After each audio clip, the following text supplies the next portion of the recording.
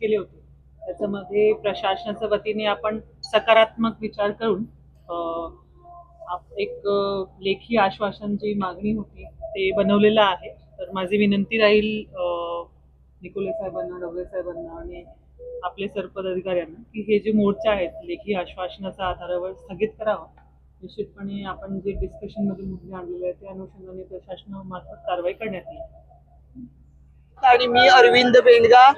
आज जो मोर्चा चारोटीवरून पालघरच्या दिशेने निघालेला होता तो मोर्चा कालच्या रात्री म्हणजे दुसऱ्या दिवशी पालघर जिल्हाधिकारी कार्यालयावरती पोहोचलेला होता आणि रात्री या ठिकाणी ठाण मारल्यानंतर आजचा तिसरा दिवस आणि आज जे काही शिष्टमंडळ आहे ते जिल्हाधिकारी कार्यालयामध्ये गेलेले आहेत चर्चेसाठी. आता चर्चा कशी होणार हे बघणं तितकंच महत्त्वाचं असणार आहे. या ठिकाणी हजारो असे कार्यकर्ते गावागावातून आपले प्रश्न घेऊन या मोर्चामध्ये सहभागी झालेले आहेत. सकाळपासून सर्व कार्यकर्ते या कलेक्टर ऑफिसच्या कार्यालयासमोर आहेत आणि जो शिष्टमंडळ आता चर्चेसाठी गेलेले आहेत ते शिष्टमंडळ येण्याची सर्वजण वाट बघत आहेत. ज्या मागण्या आहेत त्या पालघर प्रशासन पूर्ण करेल का हे बघणं आता तितकंच महत्त्वाचं असणार आहे.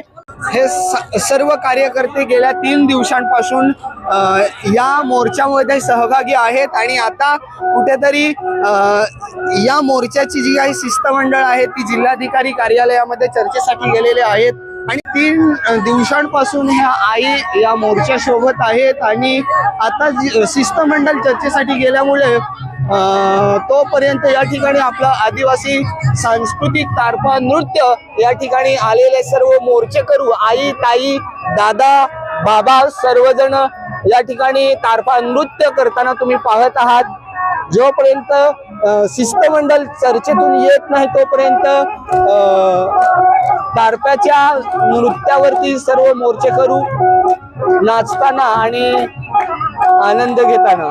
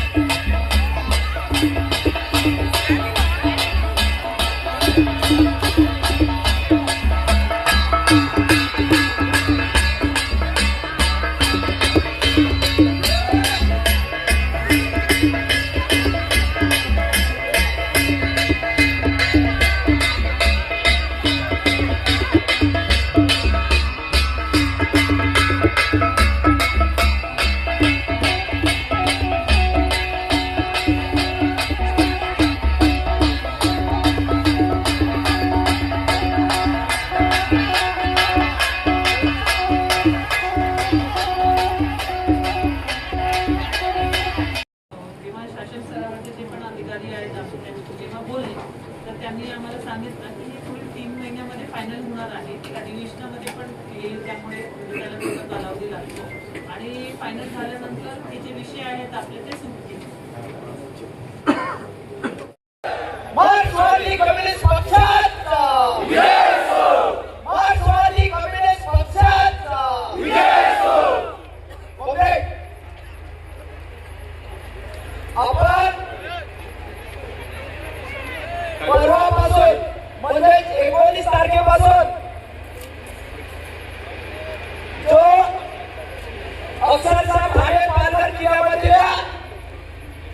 सर्व जनतेच्या ज्वलंत प्रश्नावर लांब मार्च घेतला.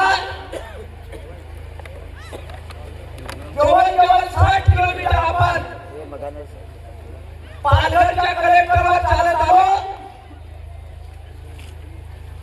आणि आल्यानंतर सर्वजण लगातार 3 दिवस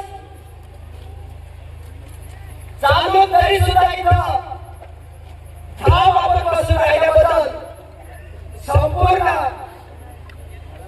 ठाणे पालघर जिल्ह्याच्या वतीने सगळे कॉम्रेडला क्रांतिकारी लाल सलाम.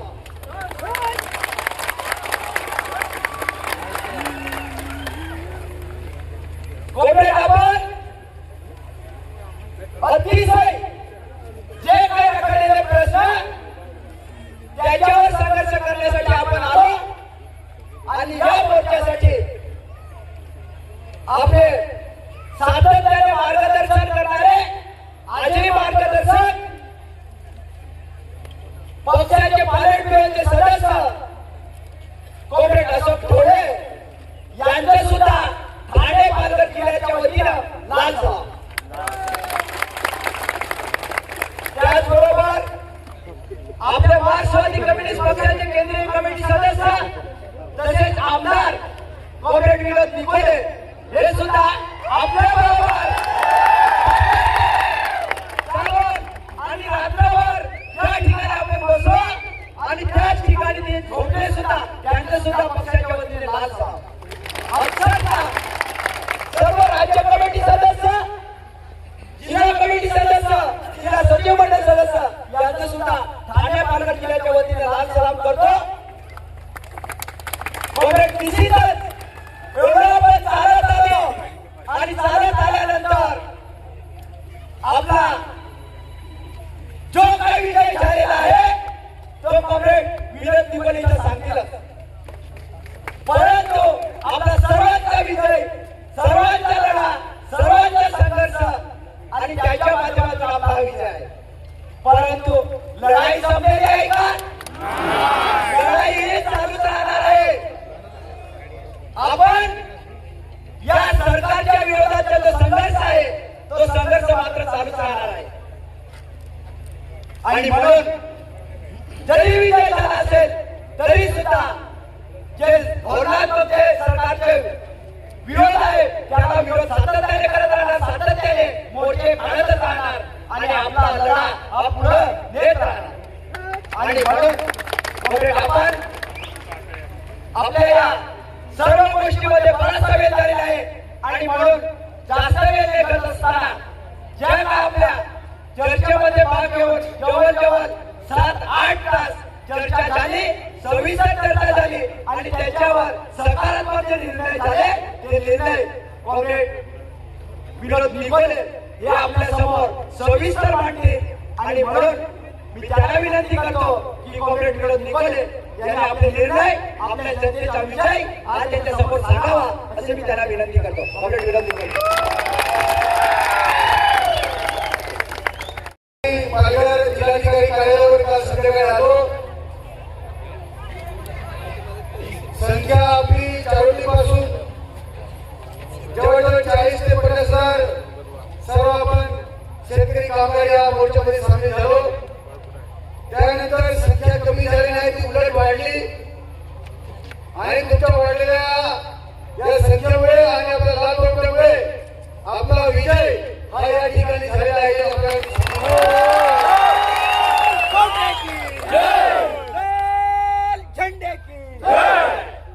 आणि हा विजय मिळवण्यामध्ये तेवढेच मोठं योगदान या ठिकाणी 19 तारखेपासून आपल्या बरोबर जो मीडिया आहे यांच्यासाठी सुद्धा जोरदार करावा. सर्व मीडियाला लाल सलाम, लाल सलाम, लाल सलाम, मीडियाला लाल सलाम, लाल सलाम, लाल सलाम. त्यांनी सुद्धा या उन्हाची तमा न करता आपल्या बरोबर चारोलीपासून आपल्या बरोबर ते पायी चालले आहेत. या आंदोलनामध्ये तेवढंच त्यांचे योगदान राहिलं आहे. पालघर जिल्ह्याचे आंदोलन राज्याच्या कानाकोपऱ्यात आणि देशाच्या कानाकोपऱ्यात पोहोचवण्याचं काम या मीडियाने केलं आहे. आणि म्हणून जरी इथे कलेक्टरकडे चर्चा आपल्याबरोबर करत असतील तरी आम्ही त्यांना पाहिले आहे. ते सारख्या सरकारचे जे प्रतिवर्ती जे सचिव आहेत किंवा मंत्री वगैरे आहेत त्यांचे सतत त्यांची बरोबर चर्चा सुरू होती आणि त्यांचं सुद्धा त्यांनी मार्गदर्शन घेतलं आहे. म्हणजे सरकारला दखल ही घ्यावी लागली आहे या मीडियामुळे आणि आपल्या आंदोलनामुळे. मित्रांनो, आपण नेहमी मीडियासमोर आपण बोललेलो आहोत की अशा पद्धतीच्या आम्हाला समयबद्ध लेखी दिलं तर हे आम्ही आंदोलन स्थगित करू अशा प्रकारची आपली सुरुवातीपासूनची भूमिका आहे. म्हणून वन अधिकार कायदा तुम्हाला शिष्टमंडळामध्ये जाण्याच्या अगोदर मी बोललो होतो का दिली आहे तर त्या ठिकाणी प्रत्यक्ष वनधिकारी आणि आपले तिथले कार्यकर्ते आणि तो वनपट्टेधारक प्रत्यक्ष जाऊन गुगल असेल किंवा हे ते तुमच्या मशीनद्वारे जे तुम्ही माहिती केली असेल ती लोक प्रत्यक्ष जाऊन त्याची पाणी करा आणि आम्हाला सातबारा करून द्या. या आपण त्यांना सांगितलं ते त्यांनी मान्य केलं.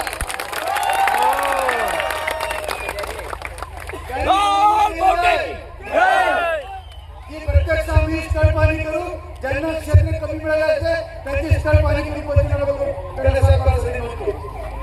हे त्यांनी मान्य केलं. दुसरा एक विषय आपण सांगितलं होता की ज्या काही सरकारच्या योजना येतात त्याचा आम्हाला वनपट्टेधारकांना लाभ मिळत नाही तर आम्हाला सेपरेट सातबारा द्यावा. त्याच्यावर खूप चर्चा झाली परंतु हा धोरणात्मक निर्णय आहे. सेपरेट सातबाऱ्याचा नक्कीच विचार करूया. त्या पद्धतीने आम्ही एक अहवाल तयार करून तो आम्ही सरकारला पाठवूया. परंतु आता त्यांना या योजनेचा लाभ मिळावा म्हणून जो वनपट्टा आपल्याकडे आणि जे क्षेत्र आहे त्याचा नकाशा तयार करून त्यांना ऍग्रीटॅग देऊ म्हणजे नक्कीच तुम्हाला सरकारी योजनेचा लाभ मिळेल.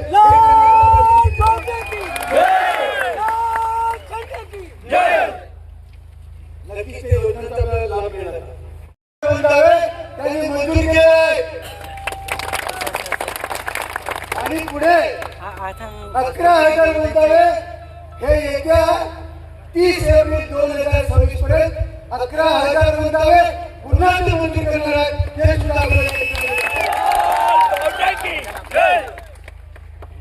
हा आपला या ठिकाणी मोठा विजय झालेला आहे.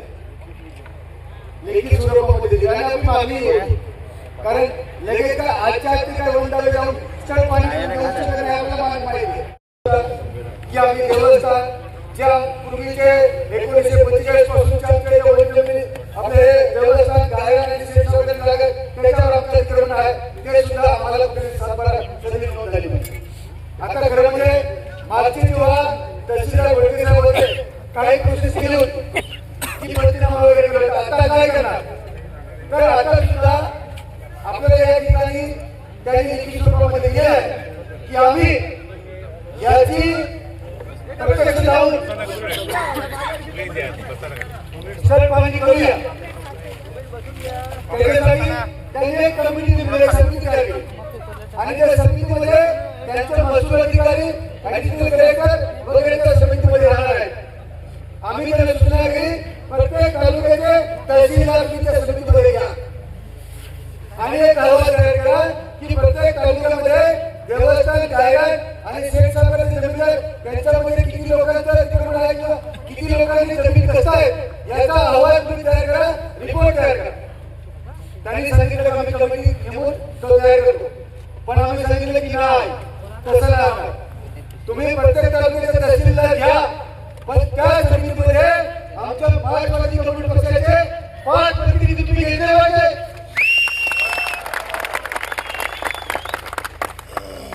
आणि त्याच्यामध्ये सुद्धा त्यांनी मंजूर केलं आहे.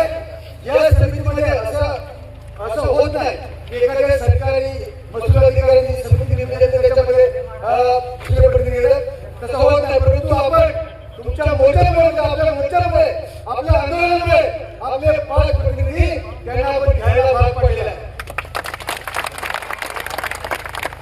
देवस्थान वगैरे सर्व म्हणजे असं होणार नाही की ते त्यांच्या मनमानीप्रमाणे ते हवालदार करतील, असं होणार नाही. त्याच्यामध्ये आम्ही त्यांच्या इथे बसलेलो आहोत. आता 5 प्रतिनिधी कोण द्यायचे ते पक्षाची जिल्हा कमिटी ठरवेल, ती नावं घेऊ आणि महिन्यातून एक मिटिंग होईल. तालुका स्तरावर जाऊ, तहसीलदारांना घेऊ आणि त्याचे फॉर्म भरले जातील. असा बोलत नाही. महाराष्ट्रवादी कम्युनिस्ट पक्षाच्या तालुका ऑफिसमध्ये ज्या तालुक्याचा ऑफिस आहे त्या ठिकाणी प्रत्येकाचा फॉर्म भरला जाईल, त्याची नोंद होईल आणि त्याच्या जागेवर ही समिती आम्ही जाऊ आणि त्याची माहिती होईल. असं होणार नाही. तो याच्या पुढे काढता कामा नये. आणि तुम्ही या मोर्चाच्या एक रेफरन्स घेऊन तुम्ही सरकारला कळवा की पालघर जिल्हा हा बहुरंग जिल्हा आहे आणि ग्रामीण भागामध्ये एवढं मीटर जमीन भरता येणार नाही. म्हणून सरकारला तुम्ही कळवा का हा जिल्हा स्मार्ट मीटर मधून बघा.